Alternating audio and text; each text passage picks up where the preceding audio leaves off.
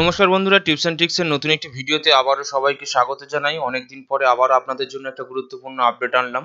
আপনারা কম বেশি প্রত্যেকেই জানেন যে রেলওয়ে রিক্রুটমেন্ট বোর্ড অর্থাৎ আরপিএফ এর তরফ থেকে কিন্তু নতুন নোটিফিকেশন জারি করা হয়েছে এবং অলরেডি কিন্তু কনস্টেবল এবং এসআই এই দুটি পোস্টের জন্য কিন্তু ফর্ম ফিল আপ শুরু হয়ে গেছে। তো বিস্তারিত সে সম্পর্কে যে নোটিশ প্রকাশিত করা হয়েছে তার পুঙ্খানুপুঙ্খ বিবরণ আজকের এই ভিডিওর মাধ্যমে আলোচনা করব। ভিডিওটি অত্যন্ত সংক্ষিপ্ত হবে এবং খুবই গুরুত্বপূর্ণ হবে আপনাদের জন্য। অবশ্যই করে তাই ধৈর্য সহকারে পুরো ভিডিওটি দেখুন, সম্পূর্ণটা আপনার কাছে পরিষ্কার হয়ে যাবে। তবে বন্ধুরা, প্রত্যেকবারের মতো ভিডিও স্টার্ট করার পূর্বে আপনাদের কাছে একটা ছোট্ট রিকোয়েস্ট করব, যদি আপনি আমাদের চ্যানেলে প্রথমবার ভিজিট করে থাকেন তাহলে অবশ্যই করে আমাদের এই টিপস অ্যান্ড ট্রিক্স চ্যানেলটিকে অবশ্যই করে সাবস্ক্রাইব করে রাখবেন। কেননা বন্ধুরা, এই চ্যানেলের প্রত্যেকটা ভিডিওই কিন্তু আপনাদের জন্য গুরুত্বপূর্ণ। এখানে সরকারি চাকরির বিভিন্ন রকম নোটিফিকেশন থেকে শুরু করে গভর্নমেন্ট নানা রকম সাবসিডি এবং নানা রকম গুরুত্বপূর্ণ আপডেট সবার আগে সবার প্রথম অথেন্টিক ভাবে আমাদের এই চ্যানেল থেকে প্রোভাইড করা হয়ে থাকে। তাই অবশ্যই করে সাবস্ক্রাইব করতে ভুলবেন না। তো চলুন আজকের আরপিএফ অর্থাৎ রেলওয়ে প্রোটেকশন ফোর্সের যে এসআই এবং কনস্টেবল উভয় পোস্টের জন্য যে নতুন নোটিফিকেশন জারি করা হয়েছে তার বিস্তারিত আপডেট দেখে নেওয়া যাক। দেখুন বন্ধুরা, আমি আপনাদের সামনে যে নোটিফিকেশনটিকে এখানে ওপেন করেছি সেটি হলো আরআরবি অর্থাৎ রেলওয়ে রিক্রুটমেন্ট বোর্ডের তরফ থেকে পাবলিশ করা government of India ministry of railway. আপনারা দেখতে পাচ্ছেন আমি এই পিডিএফটি অলরেডি আমার টেলিগ্রামে আপলোড করে দিয়েছি। যদি আপনারা আমার টেলিগ্রাম চ্যানেলে জয়েন হয়ে না থাকেন, নিচে দেওয়া ডেসক্রিপশন লিঙ্ক থেকে অবশ্যই করে টেলিগ্রাম চ্যানেলে জয়েন হয়ে যান এবং এই যে নোটিশটি রয়েছে নোটিশটি খুব সহজেই ডাউনলোড করে নিজেরাও পড়ে নিতে পারেন। এছাড়াও আজকের এই ভিডিওতে আমি পুঙ্খানুপুঙ্খ দেখিয়ে দিচ্ছি, আপনারা একটু মনোযোগ সহকারে লক্ষ্য করুন।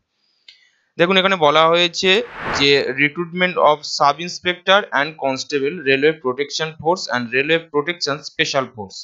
অর্থাৎ এখানে সাব ইন্সপেক্টর এবং কনস্টেবল উভয় পোস্টের জন্যই কিন্তু নিয়োগ করা হচ্ছে, সেটা অলরেডি আপনারা কম বেশি জানেন। এখানে দেখতে পাচ্ছেন যে জেনারেল নম্বর দিয়ে দেওয়া হয়েছে দুটি পোস্টের জন্য, সাব ইন্সপেক্টর এবং কনস্টেবল। এখানে দেখুন নোটিফিকেশনের শুরুতেই যেটি বলা হয়েছে, অ্যাপ্লিকেশন আর invited to eligible candidate for the following post of railway protection force অর্থাৎ RPF and railway protection special force অর্থাৎ RPSF. Application completed in all respected must be submitted online only. অর্থাৎ অনলাইনে যে ফর্ম ফিল আপ শুরু হয়েছে সে সম্পর্কে কিন্তু অবগত করা হয়েছে। অলরেডি ফর্ম ফিল আপ শুরু হয়ে গেছে 15/4/2024 থেকে এবং closing date of submission of application অর্থাৎ 14/5/2024 পর্যন্ত কিন্তু আপনারা ফর্মটিকে অনলাইনে ফিল আপ করতে পারবেন। দেখুন, এবার আসি ভ্যাকান্সিস এর কথায়, অর্থাৎ কতটা শূন্য পদ বের করা হয়েছে। এখানে দেখতে পাচ্ছেন আরপিএফ এর সিরিয়াল নম্বর অনুযায়ী যেটা বলা হয়েছে যে সাব ইন্সপেক্টরের জন্য যেটা পে স্কেল রয়েছে 7 সিপিসি অনুযায়ী, এবং এখানে বলা হয়েছে যোগ্যতা বলা হয়েছে graduate from any recognized university. এখানে যেটা বেসিক্স পে আপনাদের 35,400 টাকা রয়েছে। মেডিকেল পাবেন B1 অনুযায়ী।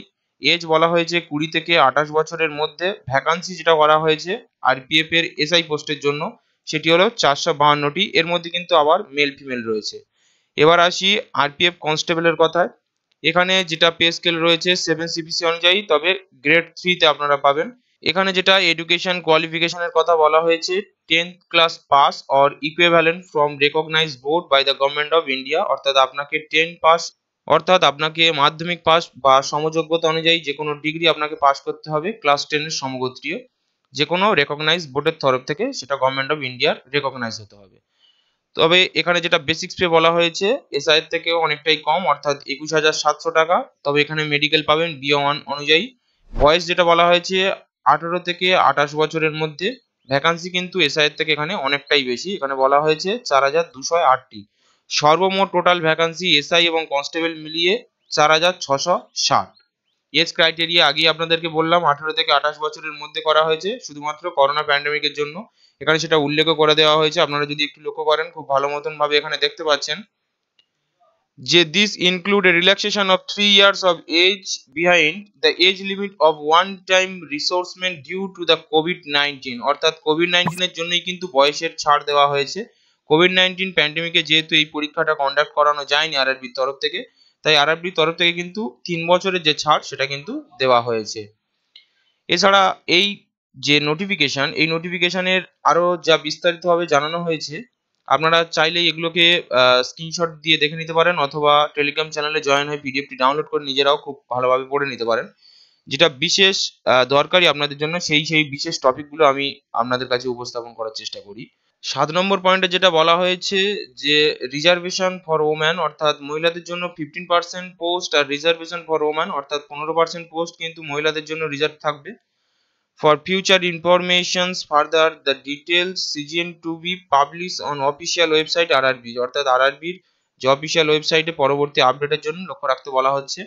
এরপর এসসি এসটি ওবিসি অর্থাৎ এছাড়াও ইডব্লিউএস অর্থাৎ ইকোনমিক্যালি উইক সেকশনের মধ্যে যারা পড়ছে সেই সমস্ত ক্যান্ডিডেটের জন্য কিন্তু বিশেষ কিছু রিজার্ভেশন রয়েছে। ফর ফার্দার ইনফরমেশন আরো বিশেষ তথ্য জানার জন্য ঠিক একইভাবে আরআরবির অফিসিয়াল ওয়েবসাইট ভিজিট করতে বলা হচ্ছে। তবে অনলাইনে ফর্ম ফিল আপ যেহেতু শুরু হয়ে গেছে তো আপনারা কিন্তু ফর্ম ফিল আপটিকে অতি দ্রুততার সঙ্গে কমপ্লিট করতে পারেন।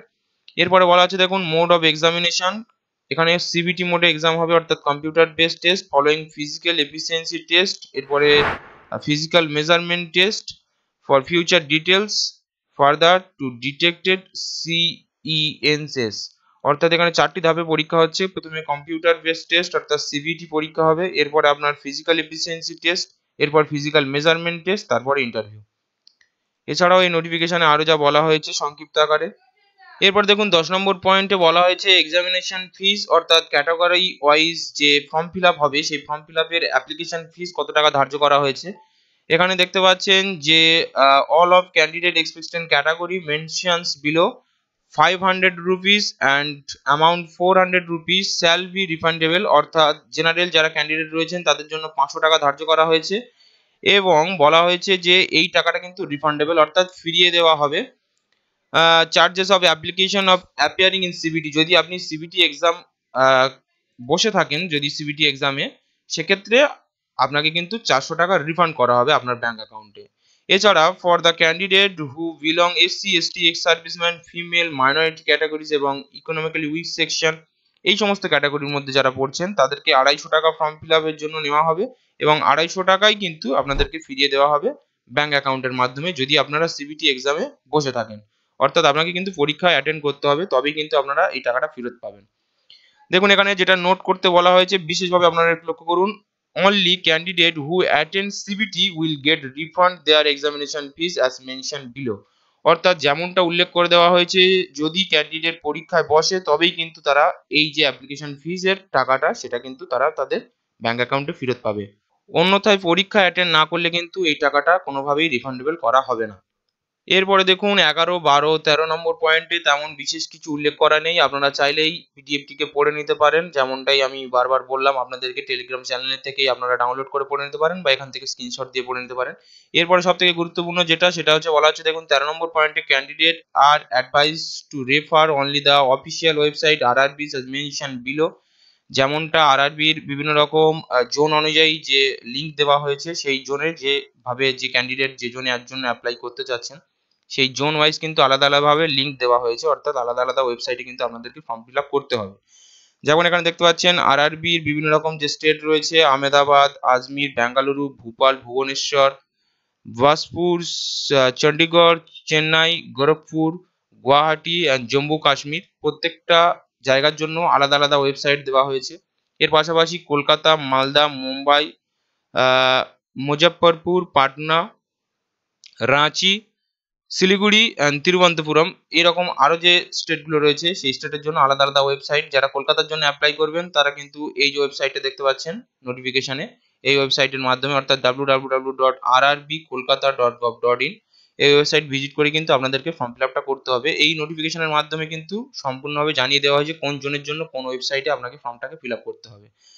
দেখতে পাচ্ছেন এখানে নোটিফিকেশনের ডেট 2-3-2024 নোটিফিকেশনের নম্বর অনুযায়ী দিয়ে দেওয়া হয়েছে এবং এটা রেলওয়ে রিক্রুটমেন্ট বোর্ডের তরফ থেকে কিন্তু পাবলিশ করা হয়েছে। সম্পূর্ণটা আমি আপনাদেরকে জানিয়ে দিলাম। অলরেডি ফর্ম ফিল আপ শুরু হয়ে গেছে 15 তারিখ থেকে। তো আপনারা জেনারেলদের জন্য 500 টাকা এবং এসসি এসটি ওবিসি এবং মহিলা এক্স সার্ভিসম্যান এবং ইডব্লিউএস ক্যাটাগরিদের জন্য 250 টাকা এবং জেনারেলদের 400 টাকা রিফান্ডেবল করা হবে পরীক্ষায় বসলে এবং এসসি এসটি ওবিসিদের 250 টাকাই সম্পূর্ণটাই রিফান্ড করা হবে যেটা কিন্তু জানানো হয়েছে। অলরেডি ফর্ম ফিল আপ শুরু হয়ে গেছে 15/4/24 থেকে, তাই ফর্ম ফিল আপ আপনারা যারা করতে ইচ্ছুক করে নিতে পারেন। 14/5/2024 এর মধ্যে কিন্তু আপনাকে ফর্মটাকে ফিল আপ করতে হবে, এরপরে কিন্তু আর ফর্ম ফিল আপ করতে পারবেন না। আরআরবি রেলওয়ে রিক্রুটমেন্ট বোর্ডের এসআই এবং কনস্টেবল আরপিএফ পোস্টের যে নিয়োগ করা হচ্ছে এই সম্পর্কে ফর্ম ফিল আপ সম্পর্কে যদি আপনারা বিশেষ কিছু আপডেট পেতে চান বা ফর্ম ফিল আপ কিভাবে করবেন সেই সম্পর্কে যদি বিস্তারিত ভিডিও পেতে চান অবশ্যই করে আমাকে নিচের কমেন্ট বক্সে জানাতে ভুলবেন না। আমি তাহলে সেই সম্পর্কে একটি ভিডিও সেপারেটলি ভাবে বানিয়ে আপনাদের জন্য এই চ্যানেলে আপলোড করে দেবো। তাই যদি ফর্ম ফিল আপের ভিডিও পেতে চান বা কতটা রেসপন্স আপনাদের পাচ্ছি তার উপর বেস করে কিন্তু সেই ভিডিও আপলোড করবো। তাই নিচের কমেন্ট বক্সে জানাতে ভুলবেন না যে সেই ভিডিও আপনাদের প্রয়োজন কিনা। তাই এইটুকুই ছিল আপনাদের কাছে ছোট্ট এবং গুরুত্বপূর্ণ আপডেট। যদি আপডেট ভালো লেগে থাকে অবশ্যই করে লাইক করবেন, চ্যানেলটিকে সাবস্ক্রাইব করবেন, বন্ধুদের কাছে বেশি বেশি শেয়ার করবেন। ভিডিও আপনার কেমন লাগলো অবশ্যই করে নিচে দেওয়া কমেন্ট বক্সে জানাতে ভুলবেন না।